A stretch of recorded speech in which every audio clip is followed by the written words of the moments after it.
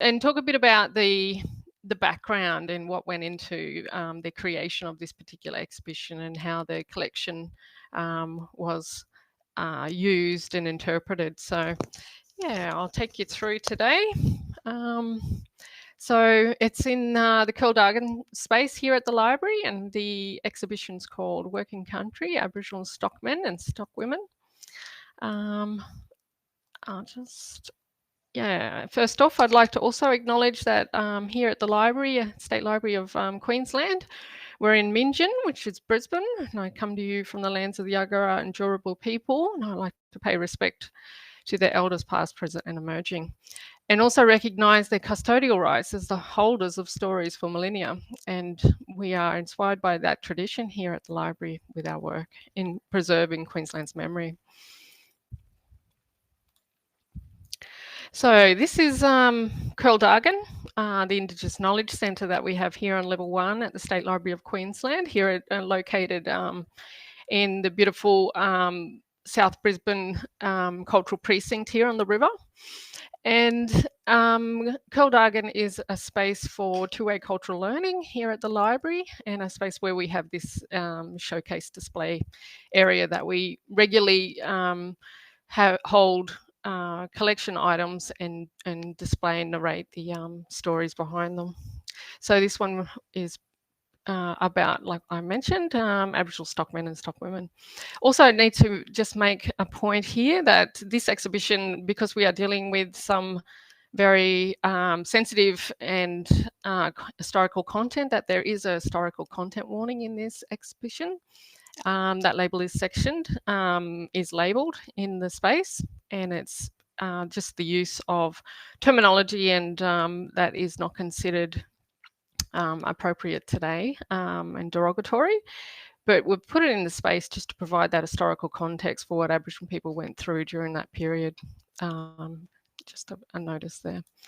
So this is a showcase.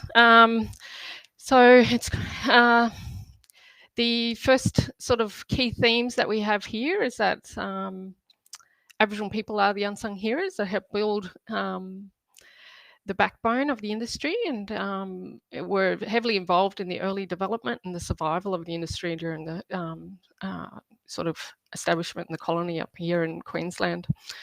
And that the majority of the Aboriginal people that worked in the pastoral industry did come under the Act, the Protection Act, and I will go into a bit more detail as we move through some of the content.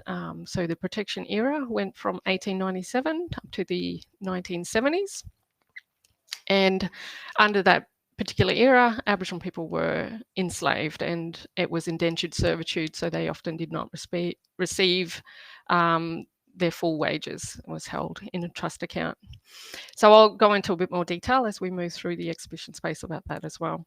So there is a section about stolen wages as well, and the role that women played in the industry.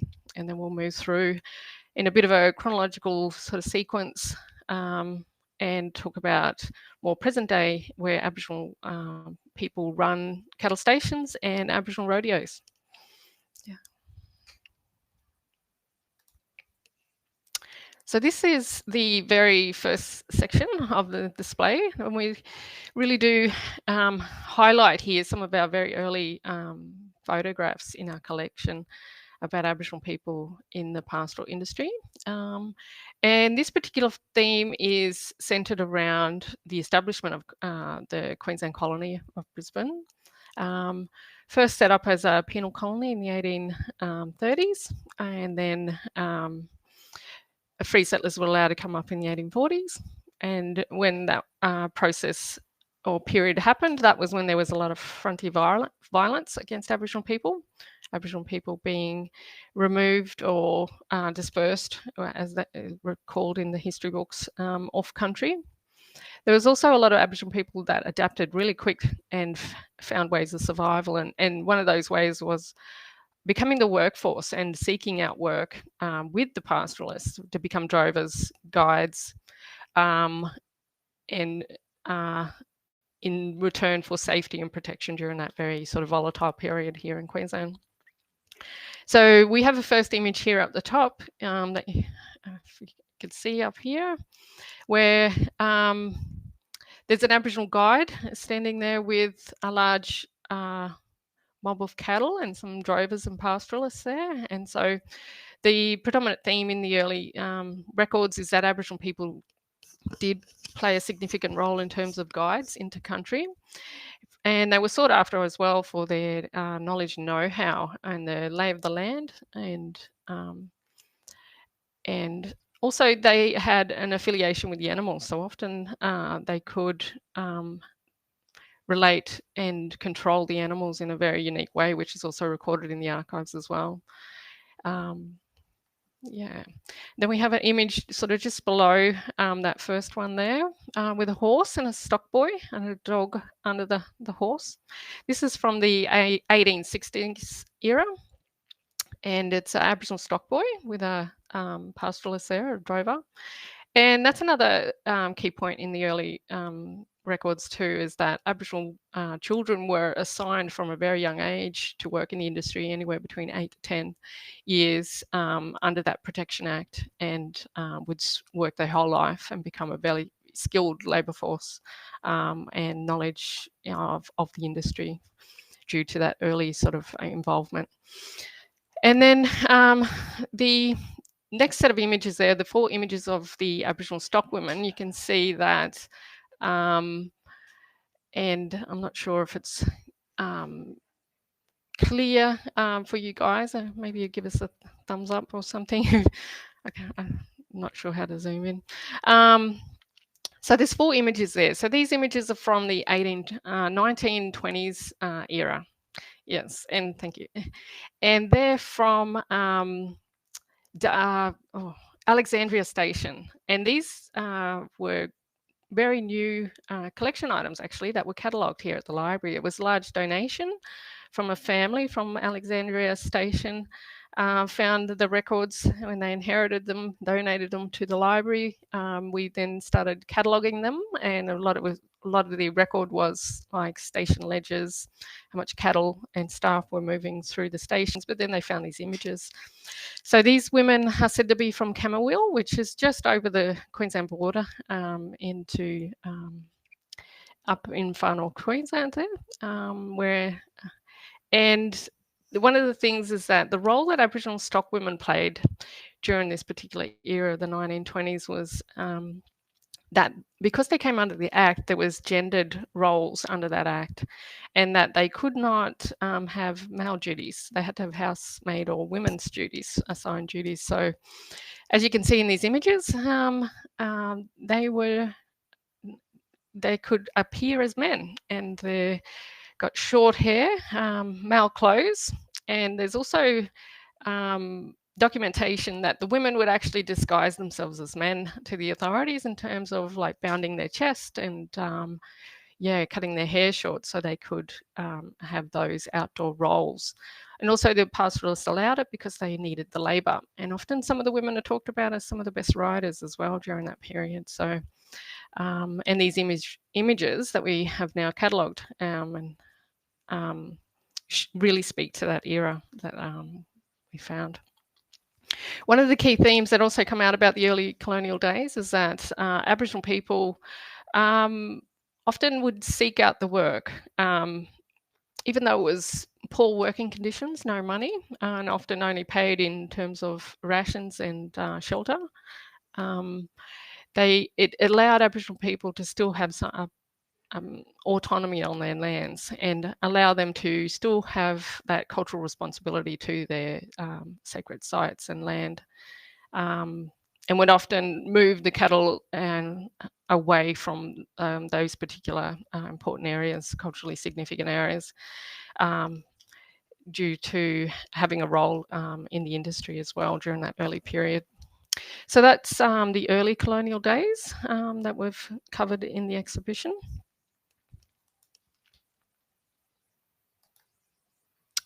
Okay, the next section that we found when we started researching the role that Aboriginal people had in the industry was that they played a very significant role in the creation of the stock routes. So here in the space, we have overlaid a series of maps, and it's a digital animation which really speaks to the correlation and the corresponding routes that were taken across the country, and how the original Aboriginal trade routes were, according to archaeological evidence, at least 25,000 years old. Aboriginal people have been traversing the country in a vast system trade of goods, knowledge and know-how, song and ceremony as well. These Aboriginal trade routes are often referred to as dreaming tracks, the link to creation stories, and they link Aboriginal people all over the continent. And also they're called song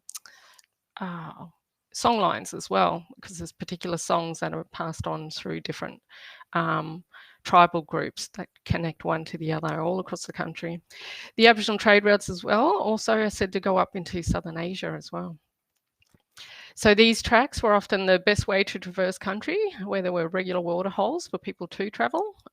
So the knowledge of those tracks was highly sought after in terms of the early land surveyors that also took those similar routes and relied heavily upon Aboriginal guides to find those tracks.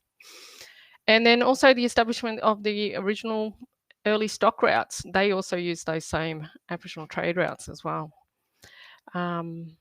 So that was a particular significant part that Aboriginal people played there. Okay, so I just wanted to sort of dive this into a bit more around the Protection Act here, only because it plays a key sort of background understanding for the role and the reasons why Aboriginal people were treated a particular way in the pastoral industry and throughout this whole period. And so this is a copy of the Aboriginal Protection Act and the Restriction of the Sale of Opium Act for Queensland, 1897. It's an act created by Queen Victoria during that time. And so I'll just read the first sort of paragraph. So it gives us really good detail about the provisions and the regulations around that act and why it was created. So we have, whereas it is desirable to make provision of the better protection and care of Aboriginal and half-caste inhabitants of the colony, and whereas great and widespread injury is being caused to the Aboriginal and half-caste and certain other inhabitants of the colony by the consumption of opium, and whereas the restriction heretofore imposed by law upon the sale and distribution of opium are found to be insignificant, and it be expedient to make more official provision for restrictions such as the sale and distribution and for the prevention of the evils arising from. And therefore this is enacted by the Queen and then through the consent of the Legislative Authority of Queensland. So it gives you a bit more background and context as to what was happening during those early sort of colonial days here in Queensland. So from 1840s up until the 1890s when this was enacted. So from that period, from the 1840s to the 90s, there was a misuse of opium here in Queensland, where Aboriginal people were being kept in a state of a stupefied state as in terms of maintaining that workforce that the pastoralists needed here in Queensland. So there was a vast system of exploitation of Aboriginal people with that drug use, but also they were being also violently targeted and moved off the country as well. So this act was put in place to create Aboriginal reserves all across the state, where Aboriginal people could have a place of refuge and not be actively pursued and perpetrated violence against. So this act, so these are the original intentions of the act, but it did become an act that created major hardship and full control of Aboriginal people's lives, even to the extent where they were referred to on some of these reserves as inmates, and they had to get permission or paperwork to leave the mission reserves. And this was up until the 1970s in some cases. It was still being regulated. Okay, so this sort of moves us into the next stage, or the next theme here, the chronological theme. And this is the theme that we have talked a lot about in the particular exhibition, and that's of stolen wages, and the fact that the main or predominant lived experience of Aboriginal people in the pastoral industry was that of under control of the Act and indentured servitude and slavery, and their wages being held in trust by the government. In some cases, up to 80% of their wages were garnished and held in a trust account, and majority of it was also mishandled by Aboriginal protectors. So this section here is about the Rotham Park inquiry. So when we looked at Queensland in particular, we found that Queensland has the first documented and enacted inquiry into the exploitation and abuse of Aboriginal people in the pastoral industry. And it was an inquiry that was held between 1925 to 1928. And Rotham Park is up near Cairns, and it particularly involves the Rotham Park company that had 4 cattle stations up there. And under the Act and regulations of the Act, those cattle stations had assigned Aboriginal protectors to manage and regulate the labour of Aboriginal people on those cattle stations. In most cases, the Aboriginal protectors assigned with duties under the Act to regulate Aboriginal labour were the police officers. So what this inquiry found, that in most cases, it was the police officers that were perpetrating the abuse against Aboriginal people. So we have allowed this section to really, in terms of narrating this section, we pulled out testimony and quotes from Aboriginal people that gave their testimony in that inquiry. And the quotes that come out are that the police officers in this district stole my money. I don't trust any police officers. And the first one is, sorry, my vision's a bit. So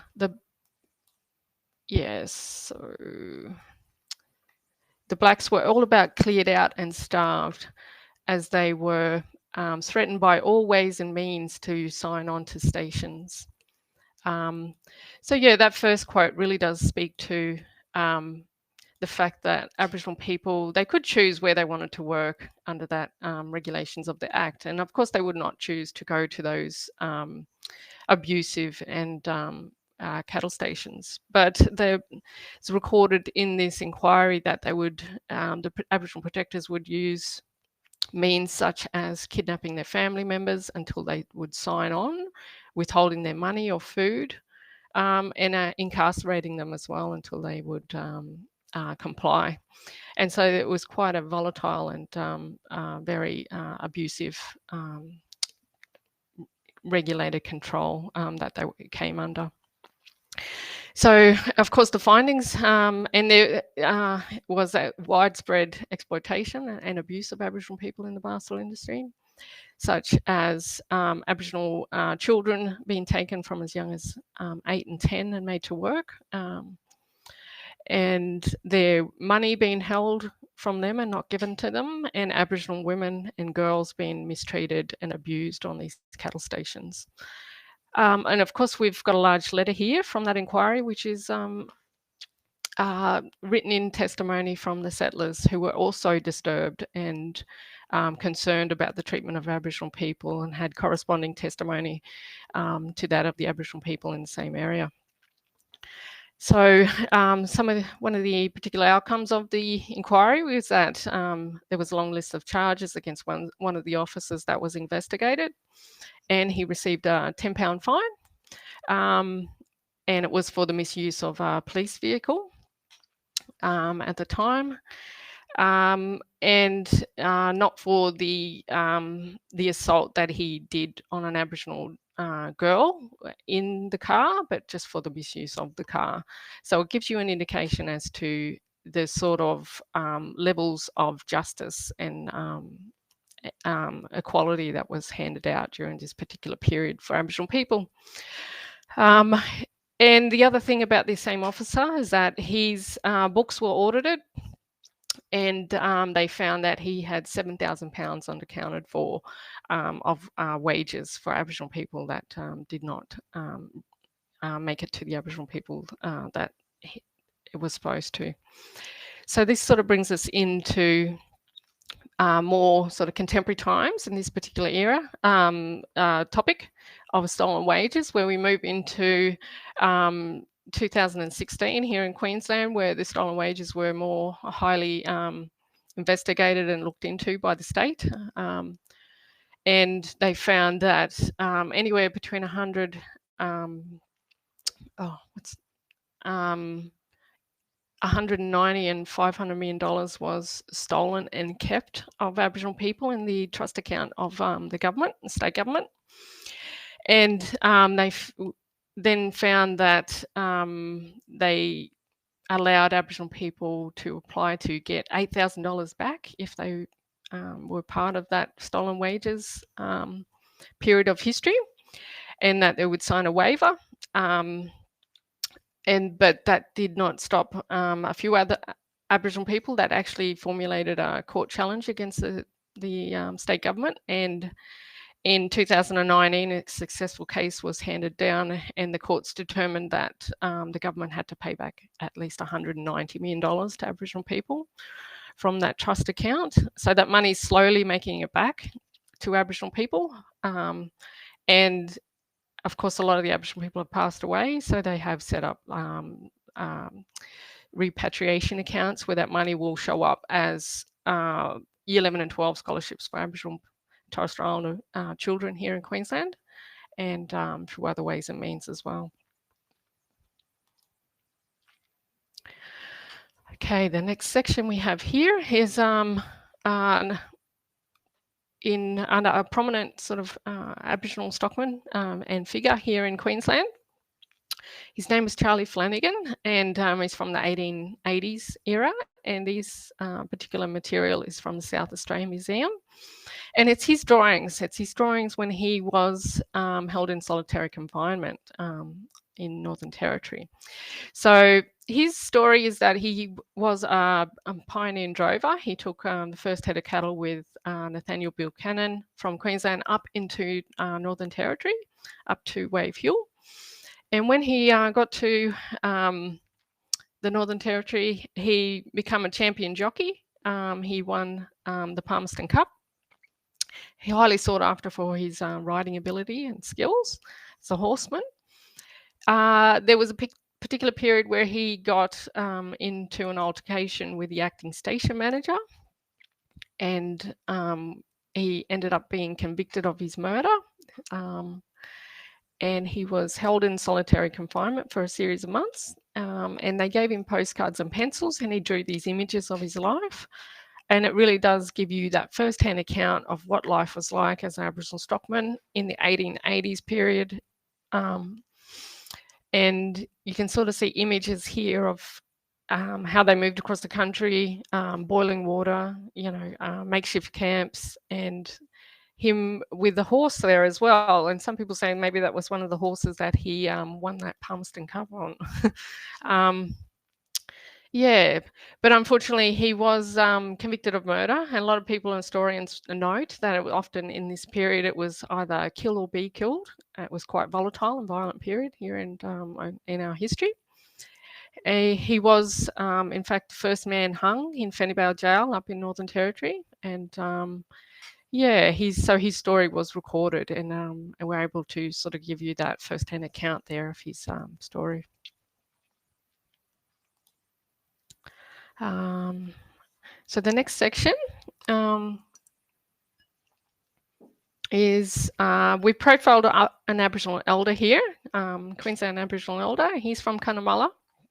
His name's Uncle Herb Wharton, and he's a bit of a legend, and he's written a lot. So he's written a lot about his life as an Aboriginal stockman, and award-winning author and poet, and so he was a stockman his whole life, and he didn't start writing until he was later in life, in his 50s, and now he's written heaps of books and he's won awards, and a prolific poet as well. And so in the space here, he recites his poem, Kings with Empty Pockets, and it really does round off this section of the showcase, in that the poem really does capture what his generation went through in terms of how they were very proud to have a job in the industry, proud to, like kings, when they rode upon a horse, but they had empty pockets. And so he really does speak to that aspect of they created wealth for others and they did not share in it.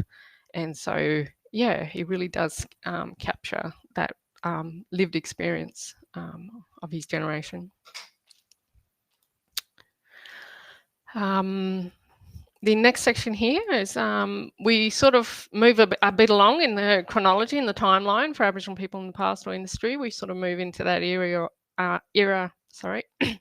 of the 1950s to the sort of 80s period, where there was more equal pay. Rights were being legislated, and then also the 1967 referendum, where Aboriginal people were actually first counted on the census and allowed to vote and things like that. And then we move into the Whitlam era, and the sort of era that really did cement in our history and our the movement and for Aboriginal rights and land rights. And we've highlighted a prominent Aboriginal stockman here, John Kawada. Not many people know John Kawada, but he's quite a significant figure in our history, but also in our human rights journey as a country as well. And so he is a Wick stockman, so he's from Wick country in Cape York, and a stockman again his whole life. And so under the Whitlam era, he set up the Aboriginal Trust Account, land trust account, where Aboriginal people could actually apply to that trust account for compensation for the loss of all their lands, and to buy back and manage their homelands. And in John Kawada's case, up in Wick country, the station lease became available in the 1970s period, and the American that owned it at the time wanted to sell it, and of course John and all the other Wick stockmen wanted to keep working on that cattle station, so they applied to the Whitlam government to buy that lease, and everything was good to go in terms of being processed. And Joh Bjelke-Petersen was in government at the time, and he denied that sale on the basis of race. He said that he would not sell that land, cattle station lease, to an Aboriginal man. He believed Aboriginal people had enough land. So that was a denial on the basis of race. This caused a bit of a stir at the federal level and state level in terms of human rights. And John Kawada and the support people that he had around him, they formulated a court challenge. And they used the Racial Discrimination Act from 1975, and they took the Queensland government to court and tested out the Racial Discrimination Act. And they made it all the way to the High Court, and they were successful. They won. They won in the High Court, and they proved that you could not, the Queensland government could not deny that sale on the basis of race. And it was quite a successful moment for our country. But of course, there was a loophole that the Bjelke-Petersen government found at the time, and that they found that if they changed that cattle station to a national park, they could still deny the sale. And so that's what they did. They changed that cattle station to a national park, and the Wick families and John Kawada missed out on that lease. But successive governments in 2012 have looked to repair that relationship with the Wick people and started to repatriate parcels of that national park back to the Wick families. John Kawada passed away in 1991. He didn't get a chance to see that land being handed back to his people. But a lot of people speak of John Kawada. In fact, they say that if it wasn't for that successful High Court win in terms of cementing and showing that the Racial Discrimination Act was in fact constitutionally valid in terms of and applicable therefore for all the states and territories.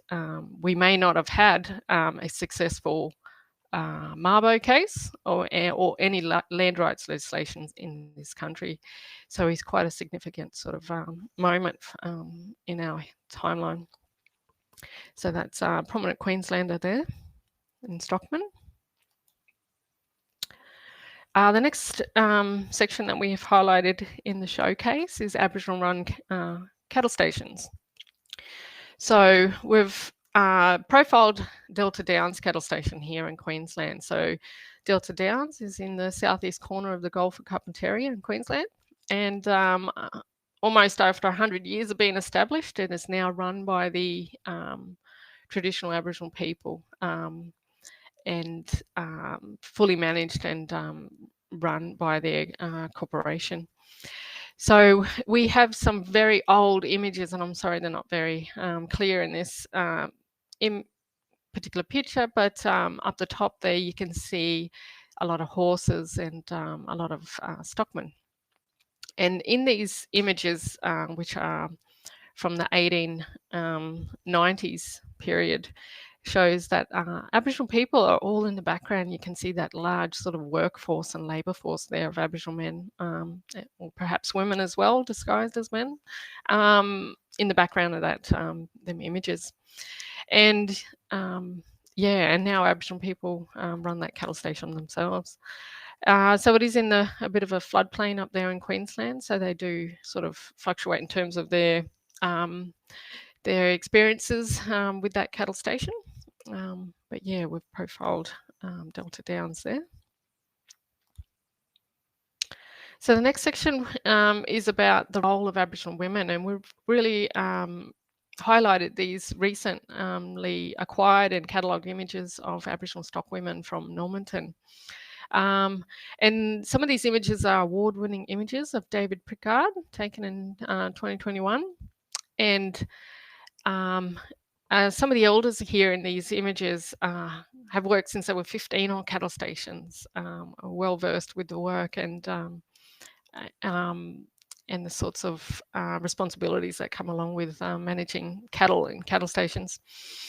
And we have a granddaughter on the second last image from the bottom there, of one of the other elders who actually was head stockwoman of Delta Downs for a period of time. So it does show how the generational sort of responsibilities, knowledge and know-how and experience of work in the country in this capacity is handed down through the women and through the different generations, and still taken up and part of their role today. So historically, the role of women, like we sort of touched on before, we had those gender-based roles, and so women had to evade those gender-based roles that were regulated under the Act. And so how they would disguise themselves as men to ride horses and to be able to drive with the cattle across country. Historically, they also mentioned as some of the boundary riders during those pioneer journeys, and there's actual quotes in records where they talk about if it wasn't for the women keeping the frontier men safe during their pioneer journeys, they would have really struggled to forge out those original stock routes and start to move cattle across the country. So often they're talked about as some of the best riders as well. So light upon a horse. And yeah, all sorts of roles as well, not just the gender-based home duties. They would often be out building the homesteads as well, and looking after the animals and teaching the children how to ride. So they had the role of women.